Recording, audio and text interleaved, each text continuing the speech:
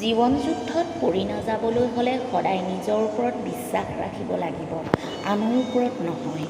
জীৱনত কাৰো ওপৰত নিৰ্ভয় নকৰিবা, কাৰণ সকলো এদিন সলনি হৈ যায় নতুন কাৰোবাক পালে।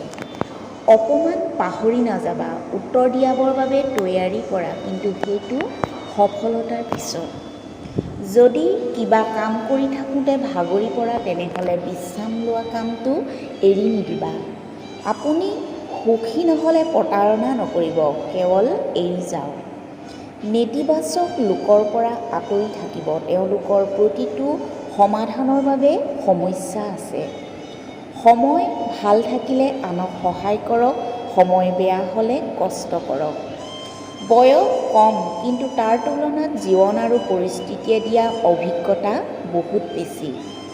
প্ৰয়োজনত জীৱনক হাজাৰবাৰ সলনি কৰিলেও জীৱনৰ কঠিনতম পৰিস্থিতিটো নিজৰ জীৱনৰ লক্ষ্য কেতিয়াও সলনি নকৰিব। নিজক সময় নিশ্চয় দিয়ক, কিয়নো আপোনাৰ প্ৰাথমিক প্ৰয়োজনীয়তা আপুনি নিজেই। জীৱনটো সেইদিনাৰ পৰাই সুন্দৰ হৈ পৰিব যিদিনাৰ পৰা আপুনি আনতকৈ নিজক ভাল পাব আৰু গুৰুত্ব দিব পাৰিব। কিছুমান ইচ্ছা কেতিয়াও পূৰণ নহয়।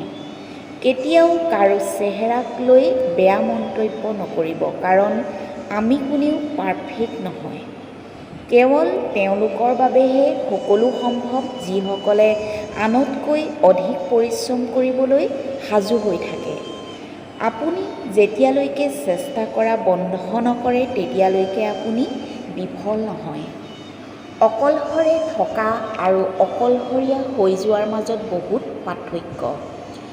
আপোন মানুহৰ পৰা পোৱা আঘাতবোৰে আমাক লাহে লাহে কঠিন আৰু জেদী কৰি তোলে। নীৰৱ হৈ নিজৰ কাম কৰি যাওক, আপোনাৰ সফলতাই হুলস্থুল লগাই দিব। হাঁহিবলৈ নিজে শিকক, কাৰণ কান্দিবলৈ সকলোৱে শিকাই দিব। ধন্যবাদ।